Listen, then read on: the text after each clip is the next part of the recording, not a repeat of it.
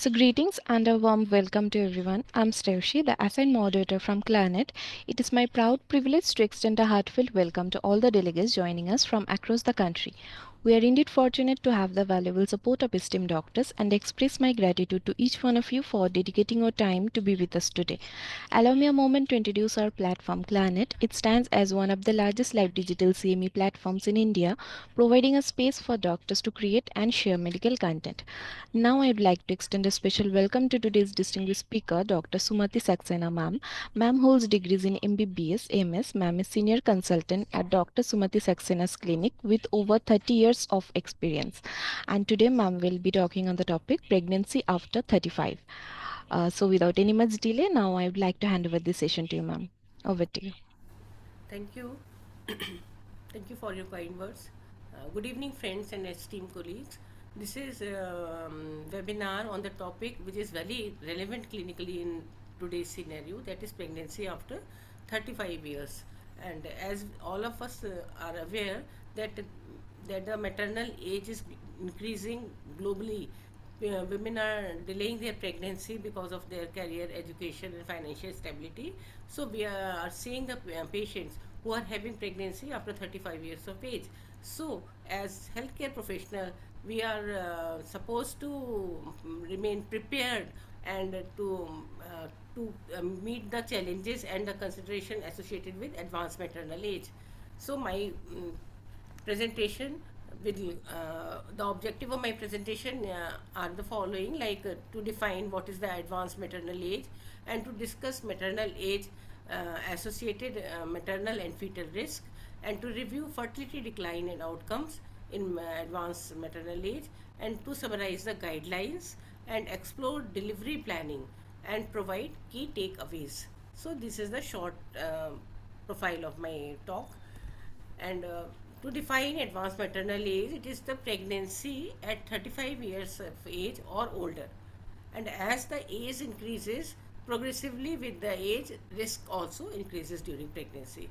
And the common stratification is that from 35 years to 39 years is advanced maternal age. And after 39 years, that is from 40 to 44 years, it is VAMA, that is very advanced maternal age and is also risky also. And after 45 years, like 45 to 49 years, it is EAMA, that is extremely advanced maternal age. So we can categorize the patient according to these classification.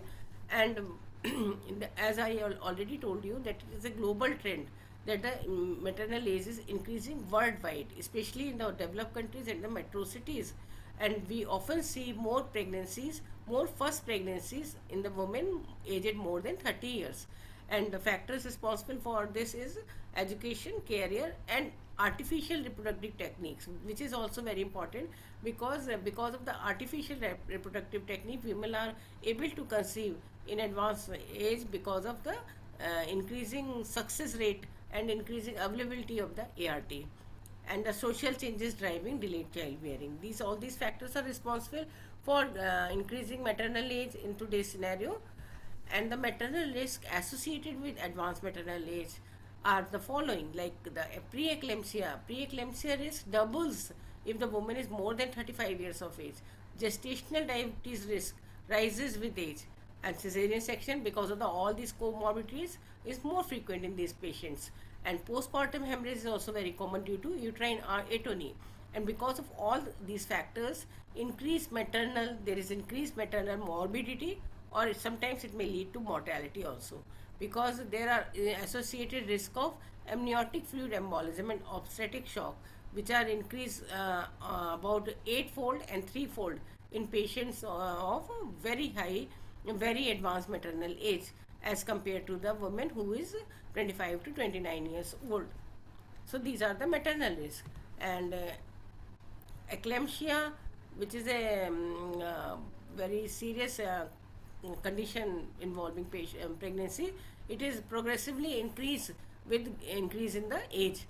So, and if but the solution for the eclampsia is you can prevent it. It is a very good point that you can prevent it by initiating low dose aspirin if a patient is more than 35 years of age and are having one and other high, moderate, high or moderate risk factor. That is, high risk factor is history of eclampsia, previous history of eclampsia or multifetal gestation, chronic hypertension, diabetes, kidney, autoimmune disease. If these all features are present, in any of one of feature is present, then you can start equisprint. And if moderate risk factor like nulliparity, obesity, family history of preeclampsia, black race, low in socioeconomic status, previous adverse pregnancy outcome, in these patients also you can take the advantage of low dose aspirin. And one important thing is that if you want to start low dose aspirin, you have to initiate between 12 to 16 weeks of pregnancy and continue till 36 weeks of pregnancy, not until delivery. And it is very important to start it timely at the 12 to 14 weeks, because first wave of trophoblastic invasion start at that time, and presentation start at that time. If you start after this period, then it is not so effective. So you have to start in between the 12 to 16 weeks of pregnancy. And multifetal gestation is also very common in advanced maternal age, because it is partly attributed to high level of FSH leading to multiple follicular development and ovulation. As all of us know that with the as the raise as the age increases, the FSH level rises, and because of the increased level of FSH, there is multifollicular development and multi ovulation also, and leading to multifetal gestation. And also it is partly attributed to ovulation induction and assisted reproductive technology, which is available for these patients. So there is more chances of twin or triplet pregnancies in these patients. So and these pregnancy, multifetal pregnancy is a high risk pregnancy. So there is a related morbidity and mortality related to this condition. And so what is important to make the diagnosis early in the course of the pregnancy, and to determine the chorionicity uh, in the late first trimester or early second first trimester, so that you can level the type of twin and you can manage them accordingly. So early diagnosis, early determination of chorionicity, and take the patient for that type of management. This is important. And among the fetal risk, there are high chances of chromosomal abnormalities in advanced maternal age, as oocytes gets age, oocytes are aging. At that time, chromosomal aberration is very common during, so it can lead to chromosomal abnormality in the fetus. So very high risk of chromosomal abnormalities. Also, there are increased chances of molar pregnancy, there are increased chances of multiple pregnancy, and increased, so all these factors leads to increased chances of miscarriage and stillbirth. And there are also very much chances of IUGR because of the preeclampsia, diabetes also, and prematurity. All these factors lead to prematurity, and so all these factors leads the fetus into the NICU admission after delivery. So it is a very critical condition. You have to take care of it. And most important is chromosomal abnormalities associated with advanced maternal age. And trisomy 21 risk rises steeply after the age of 35 years. And so the miscarriage rate also increases after the age of 35 to 40 years. Stillbirth rate increases significantly after 40 years. And growth restriction is more frequent. And also autism spectrum disorder are also common in advanced maternal age. Both advanced maternal and paternal age are risk factor for autism in the offspring. So you can see in this graph that there is a decline in fertility. As the age increases, there is decline in fertility. There are chances of natural conception per cycle goes down. And miscarriage rate, as you can see, that as the age advances, after 30 to 40 in between, that you can see the miscarriage risk almost double, triples, and then 4 times. So it is very common to have miscarriage in this age group. And also the stillbirth risk also increases with the increase in the maternal age. So, according to American College of Obstetrics and Gynecology, guidelines says that screening and monitoring is very important in these patients. You should offer cell-free DNA to detect chromosomal abnormalities, and nuchal translucency scan, which is detailed scan done at the 12 to 14 week, 13 weeks, 6 days, and diagnostic check to all the women more than 35 years of age, and also do the growth scan and fetal surveillance uh, in advanced age group of patients. And low dose aspirin is very important to prevent preeclampsia. And according to the ASRM guideline, fertility and ART, there is you have to evaluate infertility after 6 months. If the age of the woman is more than 35 years, you don't have to wait for 1 year. You have to evaluate fertility after 6 months. And IVF success rate declines after 40 years of age. And so, in that cases, oocyte or embryo donation is viable option. And WHO perspective is like you should emphasize on equity in access to care, promote safe motherhood initiative, and integrate advanced maternal age counseling in reproductive health. So, after the monitoring of the pregnancy and screening the fetus and looking after the growth and doing the congenital and all, ruling out the congenital anomalies, doing the growth scan, you have to plan for the delivery. So, vaginal delivery is appropriate under obstetric condition. It's appropriate unless there is some obstetric indication. Age alone is not a factor for cesarean section, but you have to induce the pregnancy after 39 weeks or 39 weeks 6 days, because should not cross 40 weeks. And but after the birth of the baby, there is more chances of low ABGAR score and admission to the NICU. So you have to take care. So the summary is like that: advanced maternal age increases maternal and fetal risk. Fertility declines steeply after the age of 37. Screening and monitoring as per ACOG ASRM guidelines, and delivery at 39 weeks if age is more than 40 years. And I have taken references from all these ACOG obstetric care consensus and ASRM ethic committee of opinion, WHO safe mother report, safe motherhood reports, and OBG product AMA guidelines. So key points take away are that maternal advanced maternal age is a risk factor for adverse outcome, with progressive risk increasing if the age is more than 40 years. Prenatal genetic screening and diagnostic testing should be offered to all pregnant women.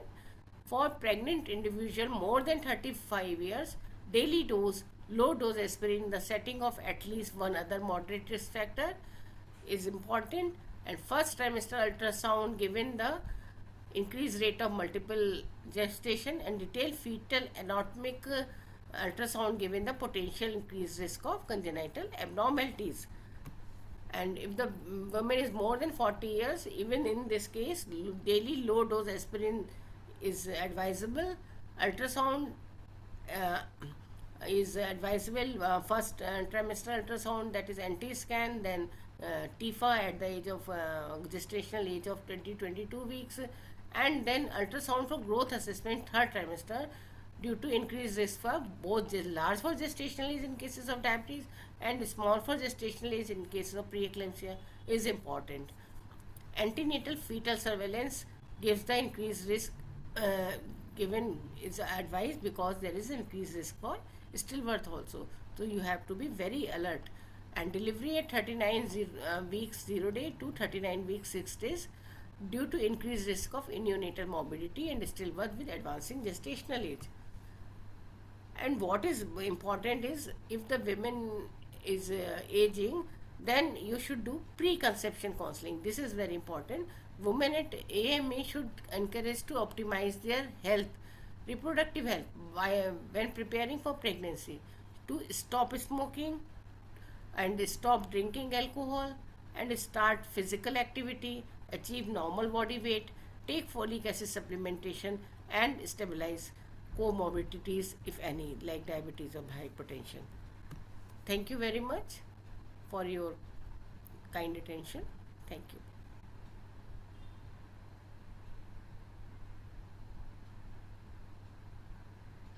Thank you, ma'am. Thank you so much for your comprehensive talk, ma'am. It was really very informative talk.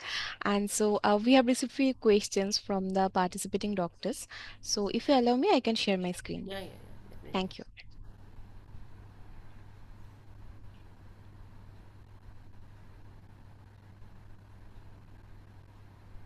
So I hope my screen is visible. Yeah, yeah. Yeah, here is the first question. Yeah, what counseling strategy should be used to address anxiety and psychosocial concern in women planning pregnancy after 35 years? So, it is very important that apart from medical counseling, is social counseling and psychological counseling is also very important, because the woman is very anxious when she conceives after the age of 35 years. So, along with medical counseling, patient has to be supported by the social counseling and psychological counseling. To she should be counseled about that it is pregnancy and it is normal pregnancy, but you have, as your age has advanced, there are certain risk factor, and we will do all the possible test and screening and monitoring to give you a normal healthy baby.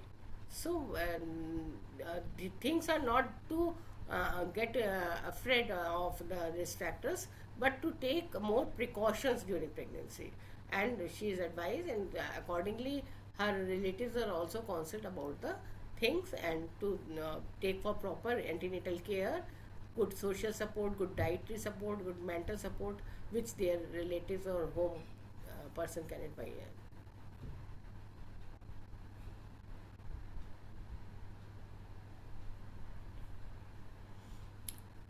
Yeah, advanced maternal age is associated with risk of preterm birth and low birth weight because of the poor placentation. And poor placentation is because of the more chances of the preeclampsia in these patients. Because with the increasing age, as we see, the uterine artery pulsatility index is increases. So at the time of anti-scan, we do the PI of uterine artery. If it is more than cut off, then we give the low dose aspirin to prevent the risk of development of preeclampsia. Preeclampsia mostly responsible for the risk of preterm birth, and also there is association of multifetal gestation, which is also associated with preterm birth and low birth weight, and all other comorbid conditions like diabetes, poor nutrition. All these conditions are associated with the risk of low birth weight and preterm conditions, preterm birth.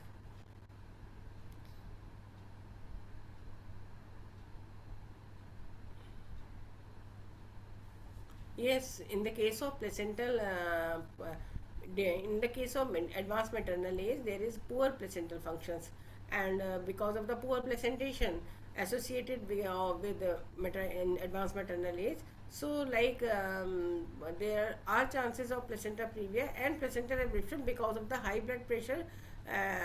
Placental abruption is a known risk associated with the preeclampsia. If there is sudden rise of hypertension, there is chances of placental abruption. So it is associated with maternal age, is associated with placental dysfunction and placental previa and abruption also. So, ma'am, these are the all questions, and also, ma'am, we have received two cases from different participants. So, if you allow me, I can share the cases with you. Okay, okay, no problem. Yeah, thank you, ma'am. So, here is the first case along with two questions, and in the next slide, ma'am, we have another case. Okay. It is a 37-year-old woman. She's gravida 2, presents to antenatal clinic at 10 weeks of pregnancy. And her first pregnancy was 10 years ago. And she delivered vaginally. Now she reports mild fatigue, occasional nausea. Her medical history is no, unremarkable. But mother has type 2 diabetes. On examination, BMI is 29 and blood pressure is 180 by 138 by 86. She is concerned about the risk of baby due to her age and ask about genetic testing option. So, what preventive and lifestyle measure can optimize maternal fetal outcome in this pregnancy, and which antenatal screening and diagnostic test should be offered for chromosomal abnormality? So, preventive and lifestyle measures in this case is to control her diabetes, because she is having type 2 diabetes, and with the stress of pregnancy, diabetes is going to be uncontrolled, so she should be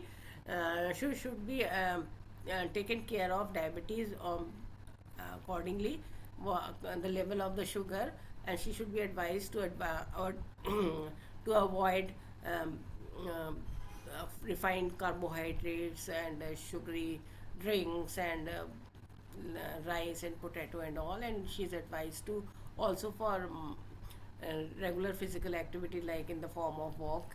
And her BP is on the higher side, like is a 138 by 30 86. It is the cutoff for preeclampsia is 140 by 90, so it is on the higher side.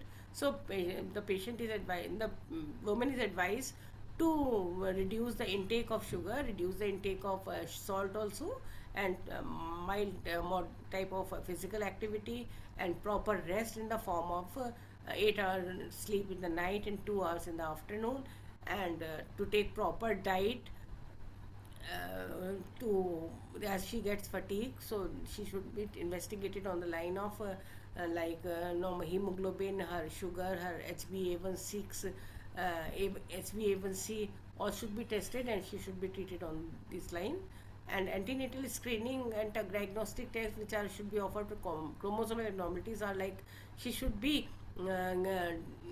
she is 10 weeks of pregnancy, so at 12 weeks of pregnancy she is advised for to go for ultrasound, that is anti scan nuchal translucent scan. उसमें she is advised for to look for nasal bone, to look for anti thick nuchal thickness, and all other factors also which are responsible for chromosomal aberrations.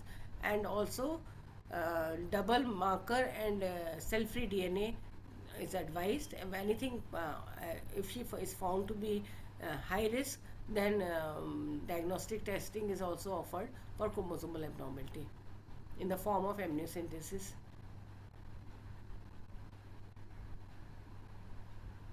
Ma'am, here is the next case.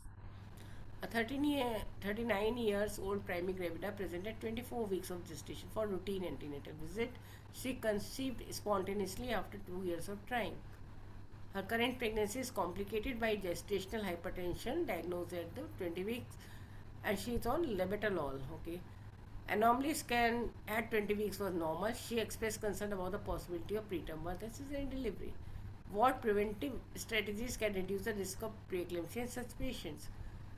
So in such patients, low dose aspirin is helpful, but if it is has to be started, as I told you earlier, it has to be started around 12 weeks, 10 to 14 weeks. Then you can get the most advantage of equisprin, and so that preeclampsia can be prevented along with other preventive measures, like after advising low dose aspirin, you can advise her rest in left lateral position, and proper sleep for 8 hours in the night and 2 hours in the afternoon, and have proper diet, protein rich diet, low carbohydrate, and take maintain proper hydration also.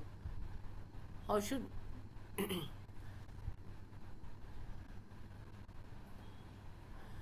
So we have to do regular monitoring of her blood pressure during the pregnancy, as we do in the antenatal care, and we will call her for after 15 days, and we will also advise her to do the blood pressure monitoring at home by the electronic blood pressure machine, so that and maintain a record, and to bring the record at every antenatal visit, so that we can manage the things, how the her BP is going on. According to the BP readings, we will do the antenatal care more frequently, more with more alertness towards the development of to manage the preeclampsia in this pregnancy. Thank you, ma'am. These are the all questions which we have received from the participating doctors. Thank you so much, ma'am, for answering all the queries. And I would also like to thank all the participating doctors also. And I would like to request you all to follow us on our Facebook, Twitter, LinkedIn, and Instagram pages for more medical updates. Thank you, ma'am, once again for your valuable time and for being with us. So, with this, we are concluding the session over here for today. Thank you, ma'am. Have a Thank you. nice day. Thank you.